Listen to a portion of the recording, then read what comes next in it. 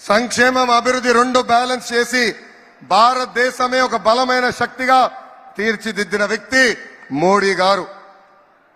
ప్రధానమంత్రి అన్నా యోజన, ఆవాస్ యోజన, ఉజ్వల్ యోజన, కిసాన్ సమ్మాన్ నిధి, ఆయుష్మాన్ భారత్, జల్ జీవన్ మిషన్ లాంటి అనేక సంక్షేమ కార్యక్రమాలు అమలు చేశారు.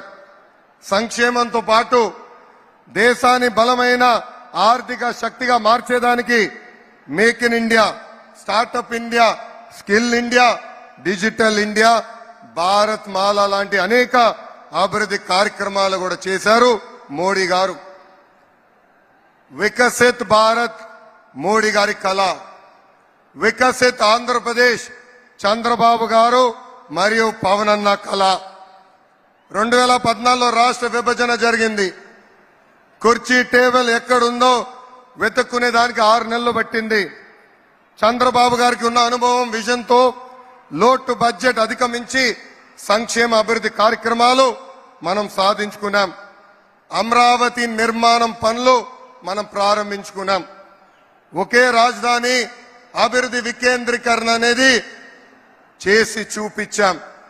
విశాఖపట్నాన్ని ఒక ఐటీ హబ్ గా, రాయలసీమ ఎలక్ట్రానిక్స్ ఆటోమోటివ్ హబ్ గా, ఉభయ గోదావరి జిల్లాలో ఆక్వా హబ్ గా కూడా మనము చేసుకున్నాం. పోలవరం పనులు పరిగెత్తించాం. 72% పనులు మనం ఆనాడు పూర్తి చేసుకున్నాం. మోడీ గారి సహకారంతో IIM, IIT, IISER, NACIN, AIIMS లాంటి జాతీయ సంస్థలు మనం తీసుకుని వచ్చాం. చంద్రబాబు గారు ప్రతిరోజు మన పిల్లల గురించి ఆలోచిస్తారు. మన పిల్లలకి ఉద్యోగాలు కల్పిస్తే కుటుంబాలే మారుతాయనే, కుటుంబాల పరిస్థితులు మారుతాయనే లక్ష్యంతో చంద్రబాబు నాయుడు గారు అహర్నిశలు పనిచేస్తున్నారు. 2019 ఎన్నికల్లో ఒక్క ఛాన్స్ అనే నినాదంతో ప్రజలు మోసపోయారు. ప్రపంచం మొత్తం మోడీ గారి వైపు, భారతదేశం వైపు చూస్తుంటే మన ముఖ్యమంత్రి గారు సౌత్ ఆఫ్రికాని ఆదర్శంగా తీసుకున్నారు. అతను కూర్చున్న కొమ్మని అతనే నరుక్కున్నారు. జగన్ పాలనలో మొదటి బాధితులు యువత. ఒక్క కంపెనీ తీసుకురాకపోగా ఉన్న కంపెనీలు పక్క రాష్ట్రానికి తరిమేశారు. విశాఖ రైల్వే జోన్ కి నరేంద్ర మోడీ గారు కేటాయిస్తే కనీసం ఆ భూమి, జోన్ కు అవసరమైన భూమి కూడా ఈ ప్రభుత్వం ఇవ్వలేదు. నా మంగళగిరి నియోజకవర్గంలో ఉన్న ఎయిమ్స్ హాస్పిటల్ కి కనీసం నీరు కూడా ఈ ప్రభుత్వం ఇవ్వలేదు. ఎన్నికల ముందులో మాట తప్పం, మడిమ తిప్పం అన్నారు. ఇప్పుడు మోసానికి ప్యాంటు షర్ట్ వేస్తే అచ్చు మన ముఖ్యమంత్రి గారు లాగానే ఉంటుంది. ప్రజలని, రాష్ట్రాన్ని కాపాడుకునేదానికి ప్రజాగలం ఏర్పడింది. పొత్తు కోసం త్యాగం చేసి మొదటి అడుగు వేసింది మన పవన్ అన్న. ప్రశ్నించే గొంతు మన పవన్ అన్న. ప్రజల తరపున పోరాడుతుంది మన పవన్ అన్న. సంక్షేమం, అభివృద్ధి జోడు ఎద్దుల బండి ముందుకి తీసుకుని వెళ్తాము.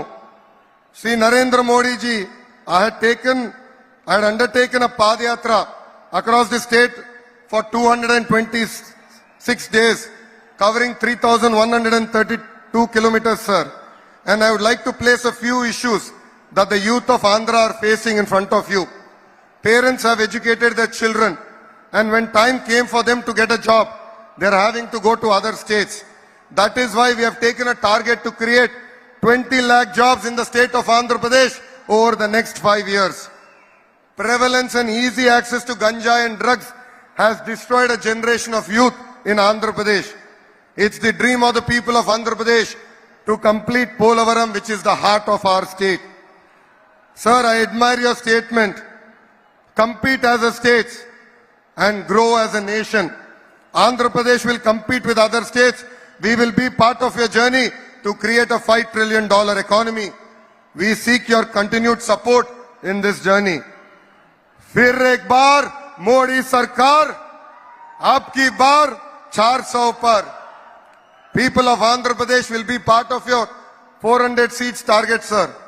South, North, East, West, అందరూ అంటుంది ఒకటే, నమో గ్రేటెస్ట్ ఆఫ్ ఆల్ టైమ్స్. జై బీజేపీ. జై జనసేన, జై తెలుగుదేశం. నరేంద్ర మోడీ గారి నాయకత్వం, చంద్రబాబు నాయుడు గారి నాయకత్వం, పవన్ అన్న నాయకత్వం. జోహార్ అన్న ఎన్టీఆర్. జై హింద్.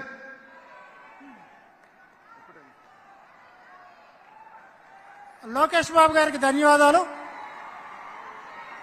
ఎవరు పేరు చెప్తే